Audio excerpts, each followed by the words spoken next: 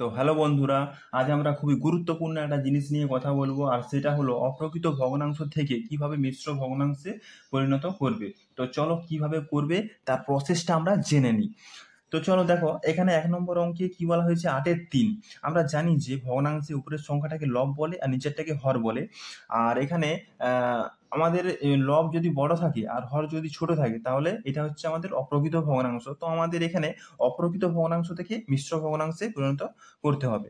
তো এখানে অপ্রকৃত ভগ্নাংশ থেকে মিশ্র ভগ্নাংশে পরিণত করার জন্য আমাদেরকে কি করতে হবে, আমাদেরকে এখানে যে হর যে 3 আছে, হর দিয়ে লবকে ভাগ করতে হবে, মানে 3 দিয়ে 8কে ভাগ করতে হবে। এখানে আমাদের 3টা বাঁ সাইডে লিখবো আর 8টা ডান সাইডে। এবার আমরা ভাগ করব। এখানে আমরা ভাগ করছি 3 দিয়ে 8কে। 3 একে 3, 3 দুগুণে 6, কারণ 3 তিরিকে 9, 8-এর থেকে বেশি হয়ে যাবে, তাই 3 দুগুণে 6 করলাম। এবারে 8-এর থেকে 6 বাদ দেবো, বাদ দিলে কত হয়, 2। 2 এখানে আমাদের কত ভাগ ফল কত বেরিয়েছে, 2। এখানে সমান চিহ্ন দেবো, ভাগ ফল কত বেরিয়েছে, 2। 2টা প্রথমে লিখবো, আর এখানে অবশিষ্ট বা ভাগশেষ কত বেরিয়েছে, 2। 2টা আমরা উপরে লিখবো, এখানে বাই দেবো, বাই দিয়ে 3টা যেরকম নিচে আছে সেরকম নিচে লিখবো। এই 3টা কি নিচে আছে, যেরকম নিচে আছে সেরকমই থাকবে। তাহলে 8/3 এর মিশ্র ভগ্নাংশ হচ্ছে 2/2 ঠিক আছে। তারপরের অঙ্কটা করব। এখানে 17/5। 17/5 উপরেরটাকে লব বলে, নিচেরটাকে হর বলে। এখানে হর দিয়ে লবকে ভাগ করব, তাহলে আমাদের মিশ্র ভগ্নাংশ বেরোবে। ঠিক আছে, 5টা বাঁ সাইডে লিখবো আর 17টা ডান সাইডে। এবার ভাগ করব, 5 একে 5, 5 দুগুণে 10, 5 তিনে 15, 5 তিনে 15, 5 চারে 20, 17 থেকে বেশি হয়ে যাচ্ছে, তাই আমরা কি করছি, 5 তিনে 15। এখানে দাগ দেবো, দাগ দেওয়ার পর এখানে বিয়োগ করব। 7-এর থেকে 5 বিয়োগ করলে হয় 2, আর 1 একে 0 লেখার দরকার নাই। তাহলে আমাদের ভাগফল কত, সমান দিয়ে লিখবো 3, আর ভাগশেষ কত, 2। 2টা উপরে লিখবো, বাই 5। 5টা যেরকম নিচে আছে সেরকমই থাকবে।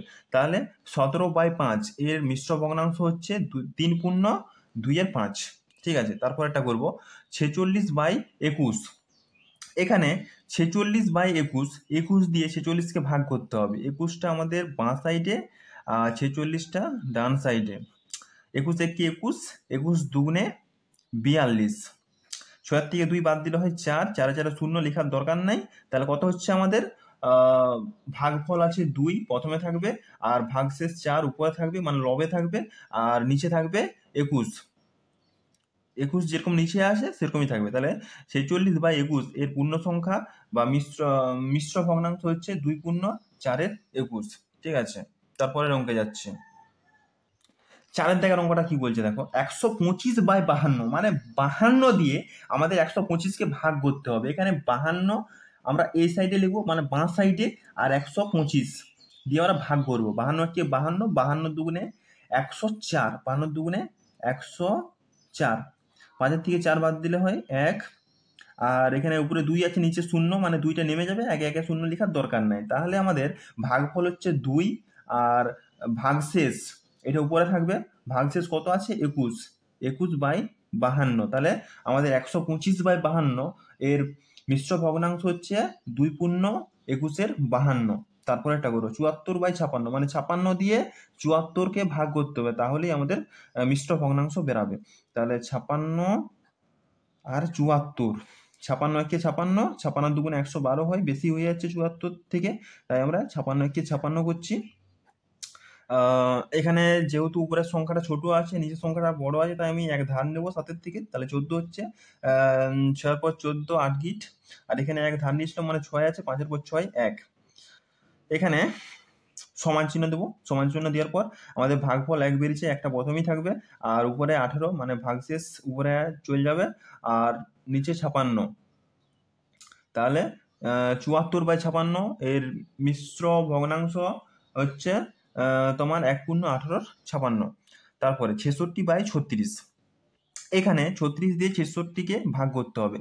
36 বাঁ সাইডে, 66 ডান সাইডে। 36 একে 36, 36 দুগুণে 72 বেশি হয়ে যাচ্ছে, তাই 36 একে 36, 6 6 0, 6 থেকে 3 বাদ দিলে হয় 3।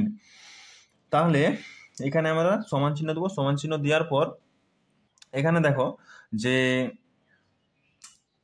ভাগফল 1 বেরিয়েছে, আর ভাগশেষ 30 উপরে, আর নিচে 36। তাহলে 66/36 এর মিশ্র ভগ্নাংশ হচ্ছে 1/30 ঠিক আছে।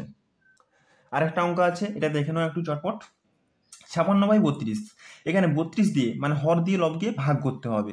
এখানে দেখো আমরা এখানে 32টা এই সাইডে লিখছি আর 56টা ডান সাইডে। এবারে ভাগ করো, 32 একে 32, 32 দুগুণে 64, 56 থেকে বেশি হয়ে যাচ্ছে, তাই 32 একে 32। 6 থেকে 2 বাদ দিলে হয় 4, 5 থেকে 3 বাদ দিলে হয় 2।